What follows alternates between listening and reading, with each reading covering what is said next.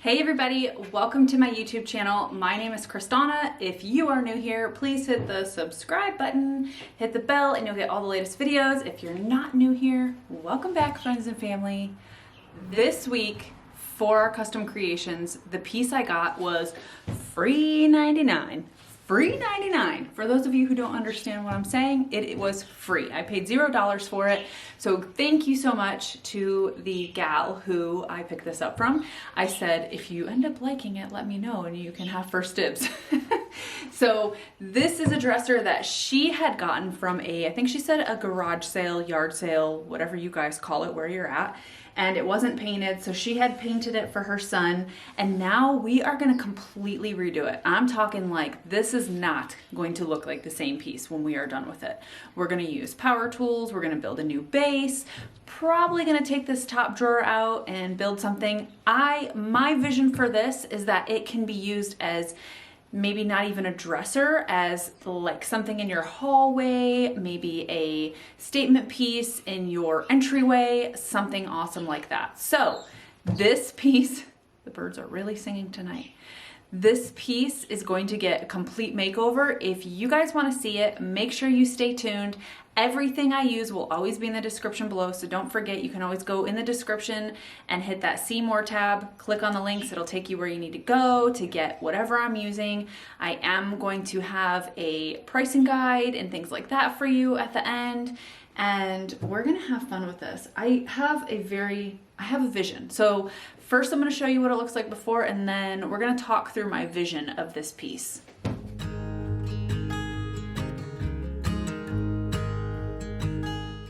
Okay, so here is the before. I picked this dresser up for free, and what I'm thinking is we'll take the top drawer out, make a shelf. I do not like that bottom part. I don't know why, it reminds me of Batman.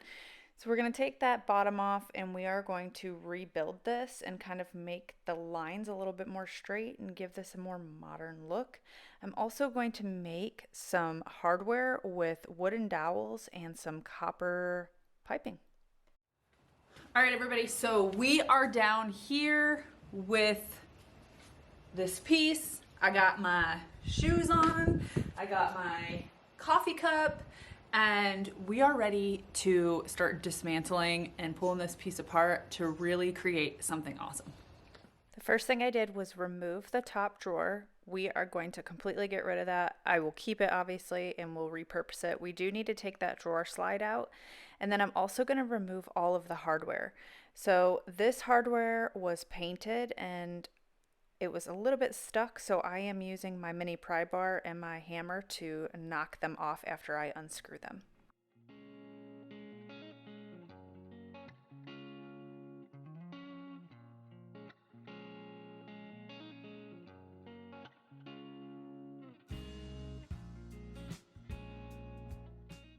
This opening is a little bit small, so I'm using an L wrench.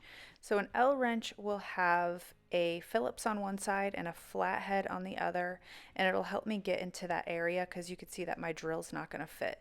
So I just kind of put it in there and work a little bit at a time, and this is going to unscrew that drawer slide. That way we can build a shelf.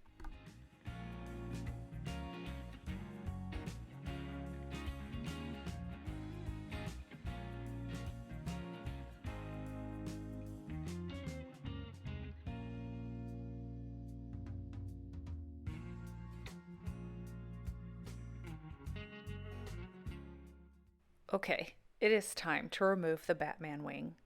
I'm sorry for all the Batman lovers. I don't like this kind of trim, and so I wanted to take it off. I'm going to use my mini pry bar, and I'm going to knock it in, hammer it in with my claw hammer, and I'm going to just pry it up because this is put in with nails, and so I'm going to just go a little bit at a time. That way I can make sure I try to keep this, and that way it doesn't break, because I like to repurpose everything. I like to keep everything. So I'm going to pull this off, and you can see right here after it's pulled off, I'm going to have to trim these legs off. This is a large construction T-square, which you can get for about $20 at your local hardware, and I am using this to cut or draw a straight line, and that way I can use my circular saw to cut the bottom of the legs off.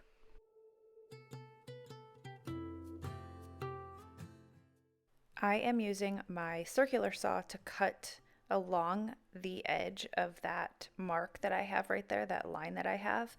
This will give me an even base to work with, and that way I can kind of visualize what I want to do next.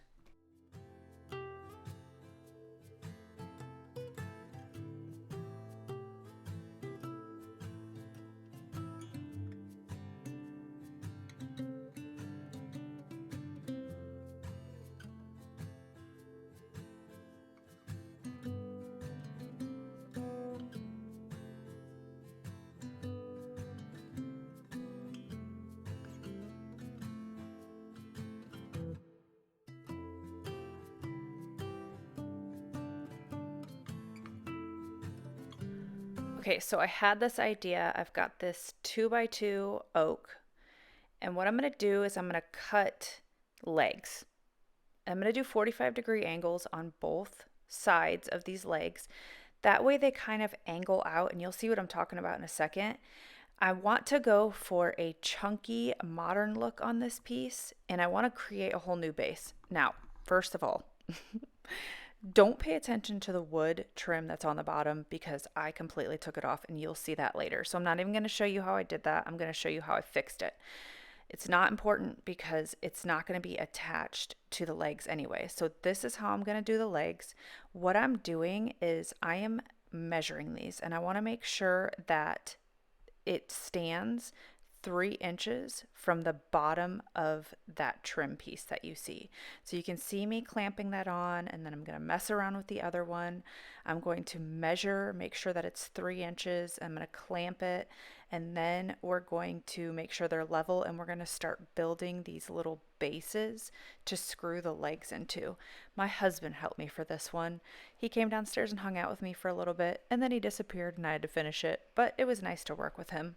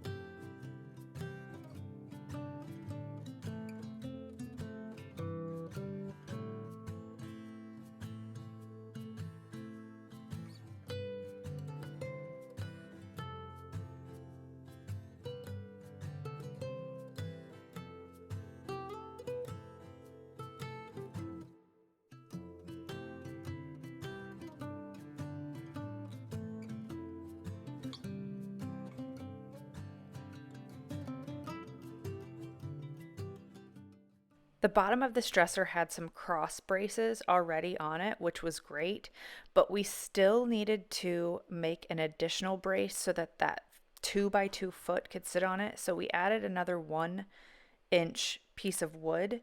And how we did that is we measured the leg first to make sure that it was sitting at the 3 inches from the top like we did before. And I'll show you this a little bit more in a second.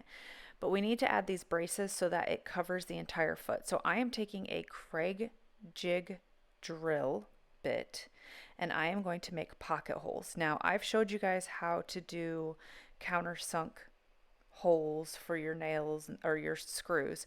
This is a drill bit that is designed to do that. So what I'm doing is I'm creating these holes so that I can drill the wood screws into that, and that way the legs that are 2x2 have a 2-inch surface to go on. So right now we are gluing the back of it, And then what we're going to do is we're going to screw it in. So you can see right there where the base is that we are adding, that is going to add another inch so that the base of the leg has 2 inches to sit on. This is all going to be nice and snug. It's going to be screwed in, and this is a pretty solid piece, so I'm not really concerned about the legs being wobbly. As long as we glue and screw everything, everything is going to be super secure.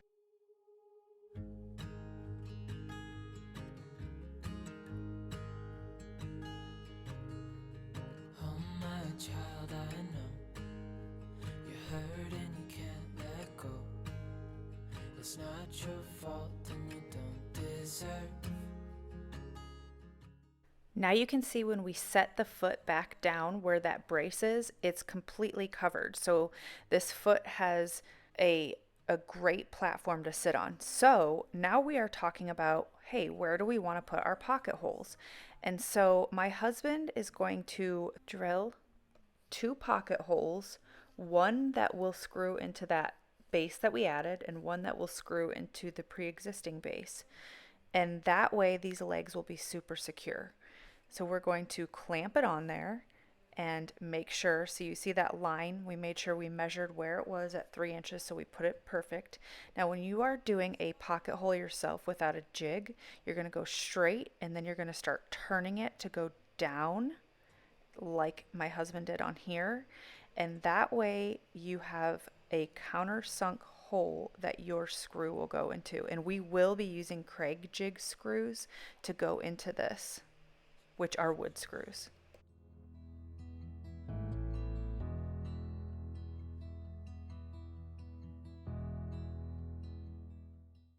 Once the holes were drilled, we used Kreg Jig screws to screw this and secure it into the base. And you can see how it ends up securing and it goes down even more and more. And then when we go into the other one, it's going to pull the leg down even more so that it's nice and secure.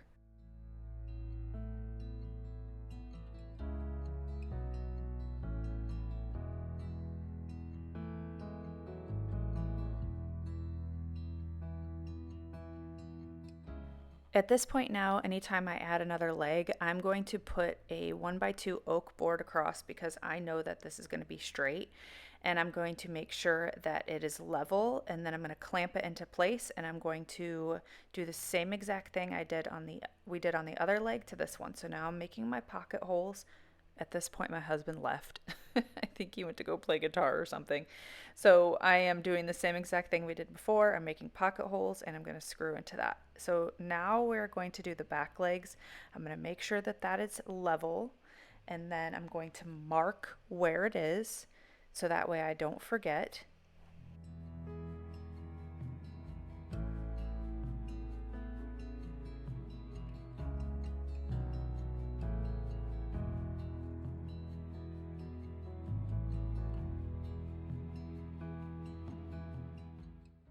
I'm adding the additional base to the back. So what I'm going to do is take that little board and I'm going to make myself some pocket holes or some countersunk drill holes.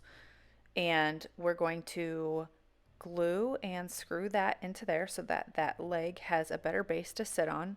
So right here we glued it, and then what I'm going to do is clamp it and I'm going to screw it right there where I marked it, and then that leg, the 2x2 leg, will have a much better base to sit on.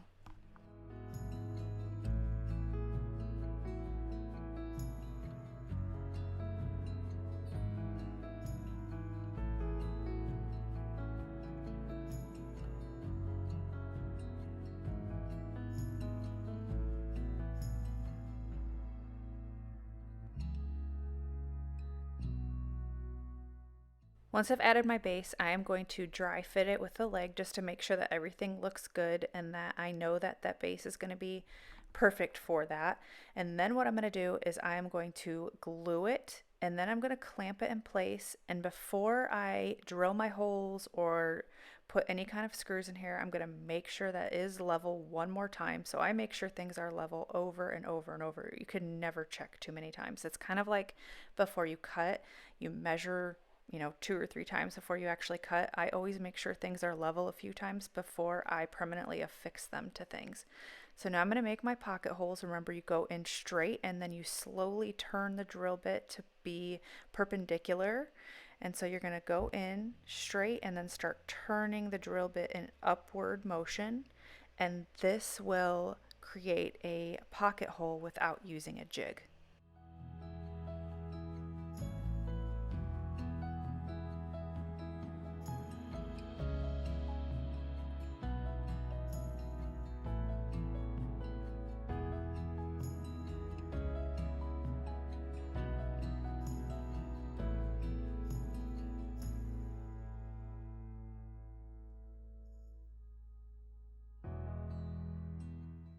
Once I was done with all of my legs, it was time to build a shelf. So what I did is I want to create a shelf, but I am going to use pocket holes to affix it to the inside of that pre-existing drawer slide. Because it's such a small space, if I put this 1x4 in there, then that would be 1 inch that's taking up and you're not going to be able to fit anything. So I'm going to put this behind and flush with that pre-existing where the drawer slide was.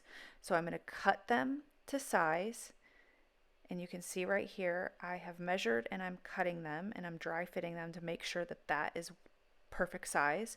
And then I'm going to cut a bunch of boards that are going to go across and make my shelf. And then I'm going to show you how to use a Kreg jig if you have lost half of your Kreg jig. Okay, this is not the perfect way to use it, but this is a way to use it. So I have a Kreg jig. You guys know that we're military. I don't know where the rest of it is. So this board I've measured on the side of the Kreg jig. It's 7/8 of an inch long. So now what I'm going to do is I am going to put this, you can see right here where the end of the drill bit, where it starts getting smooth, you're going to measure 7/8 of an inch from that point. So you can see right here, I'm going to measure 7/8 of an inch from that point, and then I'm going to use tape, and I'm going to tape around it. I know, this is ghetto. Somebody is going to yell at me, I'm sure. But I am going to tape, tape, tape, and what this tape is going to do is it's going to create a stopping point, because your Kreg jig drill bit will come with a depth stopper, and it's kind of like a washer that goes on that area right there where I'm taping, and then it's got like a little Allen bit that will tighten. So we're pretty much making our own right now at this point. But I don't know where that's at, and I don't know where my clamp is, and this is how we're going to do it. So if you ever get in a bind, you can use a Kreg jig bit and a Kreg jig like this. So I put the Kreg jig at the very end of the board, and I'm going to use my hand. You could clamp it if you wanted to, and I'm going to drill into it, and I'm going to pulse. So I'm going to drill in, pull back a little bit, go back in, pull back a little bit. That gets some of the sawdust out, and what's going to happen is it's going to stop where that tape is if you put it on thick enough.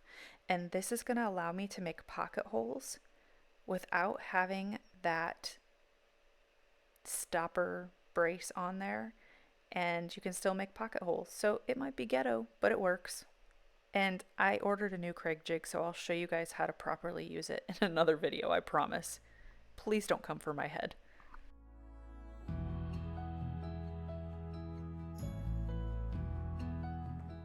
Okay, so after I'm done making the pocket holes, I am going to put I'm going to work with one board at a time, and I'm going to put them in there, and I'm going to use my Kreg jig screws. I'm using a 1 1/4 inch Kreg jig screws, and I'm going to screw those in. You can see right here how they're lined up against the bottom of that drawer front brace right there and the drawer front back. So when I flip it, it's going to be flush with it, and it's not going to take up any real estate in that small opening of that pre-existing drawer. Sometimes when you're designing stuff and you're pulling things apart, you realize that sometimes things just don't work out. So my husband and I, we were kind of looking at this piece, and on the border I used pine and the legs I used oak, and sometimes that works out, but for this piece it just doesn't work. So what I'm going to do is I'm going to pull off all of the pine border, and I went and got some oak boards that are slightly larger. They're a little bit wider, and I think that's going to help with the modern clean look that we are going for on this piece. So I'm going to show you how to pull the trim off, and then we are going to put oak trim on, and instead of doing the 90 degrees that we did with the pine, we are going to be doing 45 degrees on to join the whole border together, just because it is going to be a cleaner look. So that's what we're going to do. You know what? You roll with it, right? Okay, so we're gonna pull that border off. Okay, so I had glued and brad nailed this, and so we're gonna take our mini pry bar and we are going to pry this off. It's gonna pull a little bit of the finish off because I affixed it forever, but the pine and the oak just did not look good together, and sometimes you do a lot of work, especially when you are restructuring or recreating things or repurposing them. Sometimes your vision doesn't always come out. So I am now using, it's a 1x6 oak board, and I'm going to mark the angle at the 45 degrees that it needs to be cut, and we're going to do this just like I did that last video. So I'm going to pop that video up here so that you can see how I did that. I'm going to use my miter saw, and I'm going to cut that board at 45 degrees.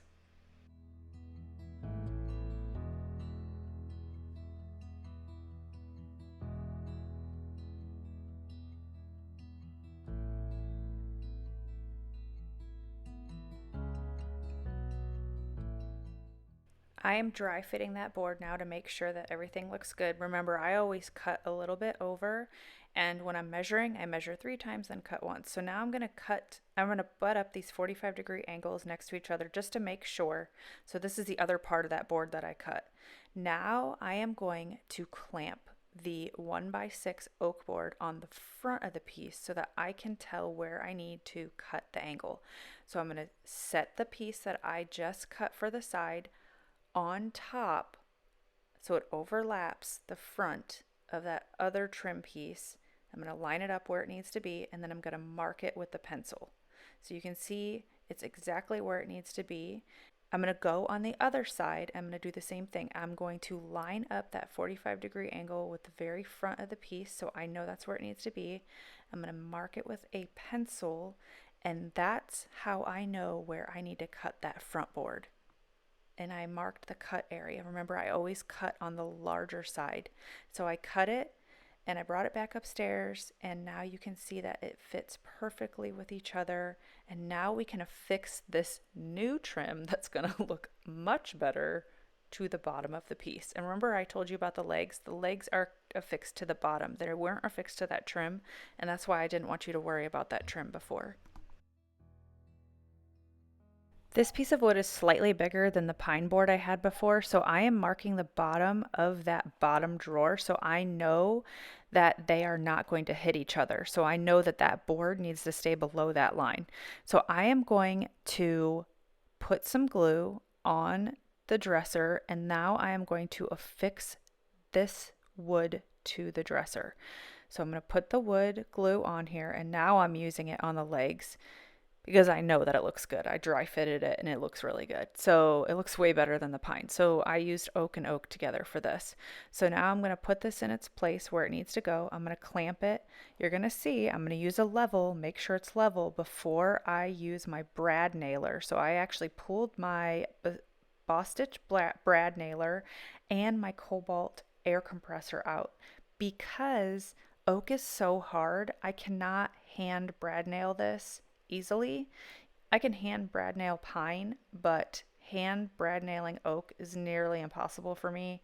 So I am using my brad nailer. So this is a Boss Stitch 18 gauge brad nailer, and I have 18. These are my brad nails. So you want to make sure you have the same gauge.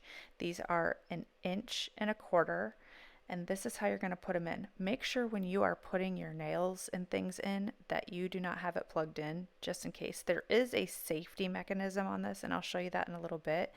But I am going to connect my hose to my air compressor, and I'm going to connect it to my pneumatic.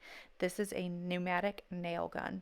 I'm going to connect them all together, and this is going to make brad nailing this oak much easier.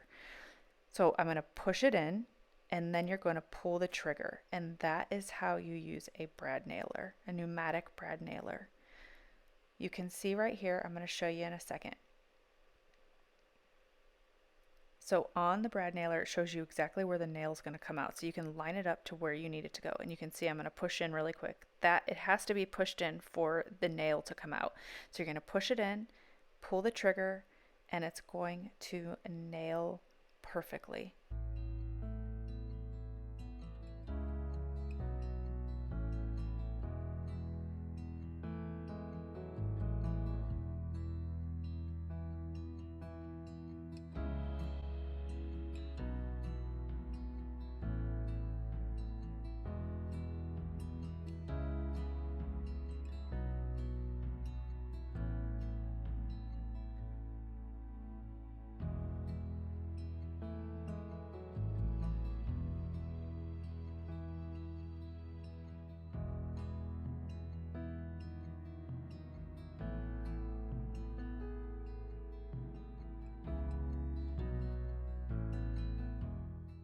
I knew that this top was solid wood and I wanted it to have the wood tone showing to go with the feel of what I want for this piece. So I'm using my chemical stripper. Again, I'm located in Germany, so the stripper I use is a German brand. But I'm going to put this on here and I'm going to leave it for about 15 to 20 minutes, and then I'm going to use my plastic scooper that has the scoop on that end. I love this thing. Seriously, I love it. And I'm going to scoop all of the excess up. And then what I'm going to do is I'm going to sand the rest of it off. But before I sand it, I'm going to, after I'm done using this chemical stripper, I am going to neutralize my chemical stripper with mineral spirits. This stops the stripper from continuing to work, and this is going to just help clean up all the debris before I go in and sand.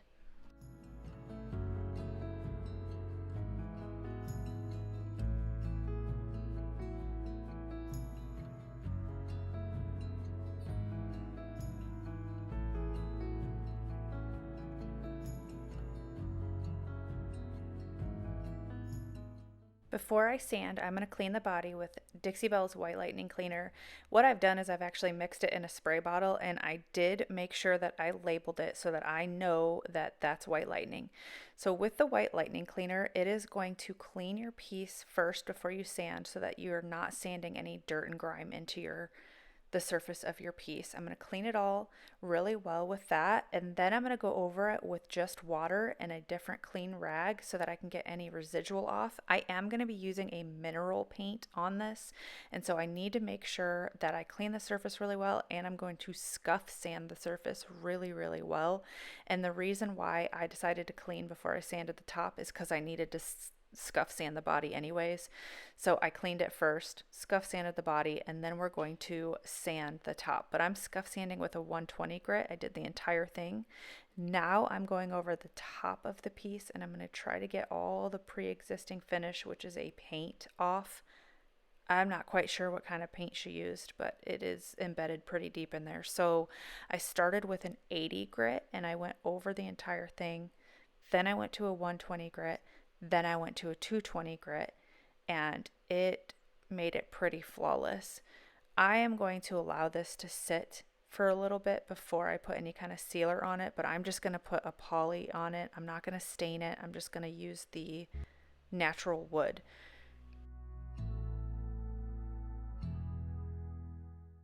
I'm going to use a mineral paint on the body of this piece. So I'm using this Silk all-in-one mineral paint. You do not have to prime it. You do not have to use a top coat. You do need to clean and scuff sand your piece to prep like we did. I'm also going to use a Scarlet brush. This is my favorite brush to use with this mineral paint. So it's dry. It's a dry synthetic brush, and it just does a really great job. So I'm using Bay Breeze, the color, and it's a very, very light blue. I wanted the light blue to go with the light oak tones, and I thought it would be really pretty. Plus, I've been painting a lot of dark pieces lately, and I wanted to do some light pieces. So I painted 2 coats on this entire piece, and it cures after 30 days. I don't need to top coat this or do anything else with it besides what I did to prep. If I wanted to, I could, but I don't want to, and I'm not going to.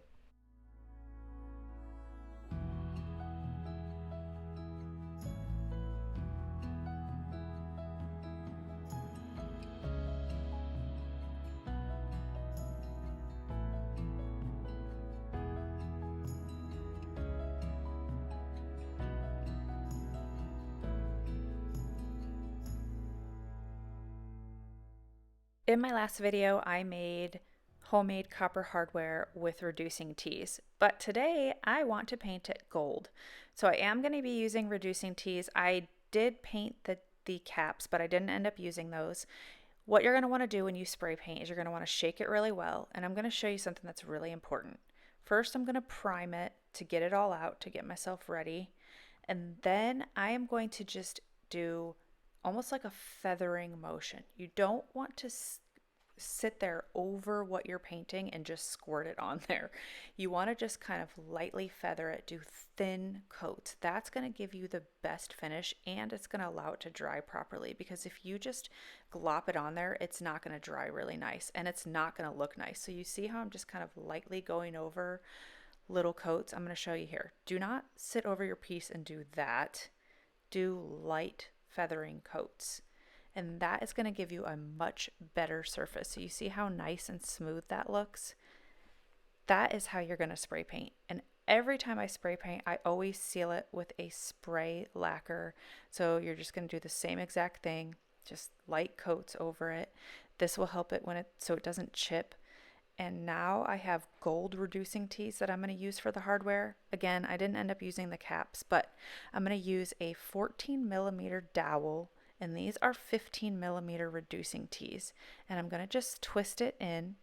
And what I did is, obviously it's going to depend on your piece, but I want to make sure that they are 3 inches. There's 3 inches of wood on each end. So these are going to be pushed 3 inches in. So see, I wanted that to be 3 inches, so I need to screw it down just a little bit more. What I also did is I took the excess of those dowels and I cut little pieces off so that I could put that wood into the bottom part that's going to be against the dresser. And that way when I screw it in, I'm screwing into the wooden dowel.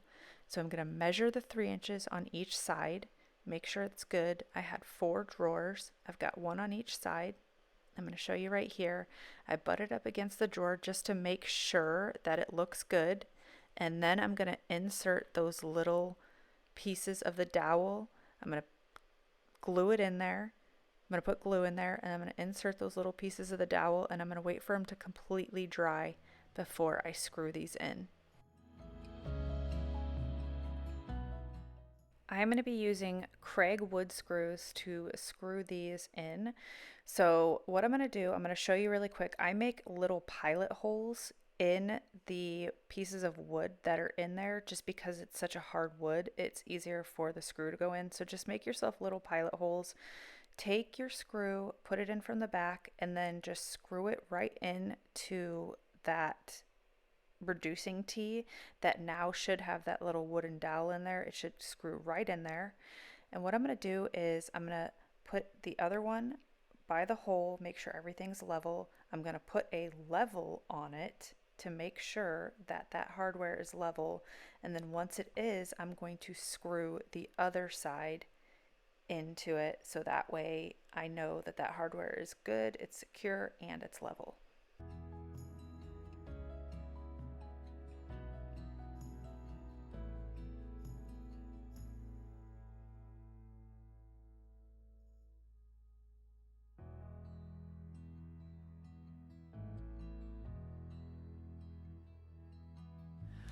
Okay everybody, so this piece is done, this video is done. I hope you like it. It looks completely different than it did before. Remember, everything I use is in the description below. You can click on those links, it'll take you right to where you need to go to get the stuff that I used. I really like it a lot, and I'm digging the light blue color. So thank you guys so much for watching. I will see you in the next video. Have an awesome week and happy creating.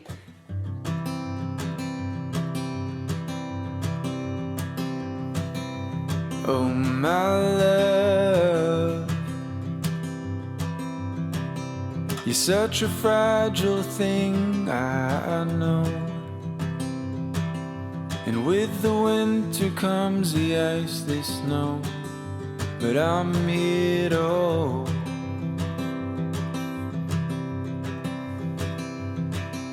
And oh my love,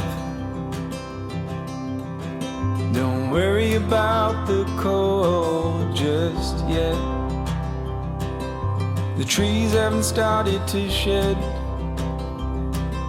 Just feel the summer sun as it warms our bed.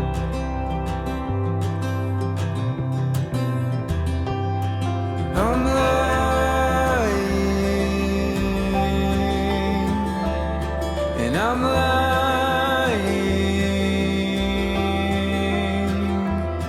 when I say I'm not afraid.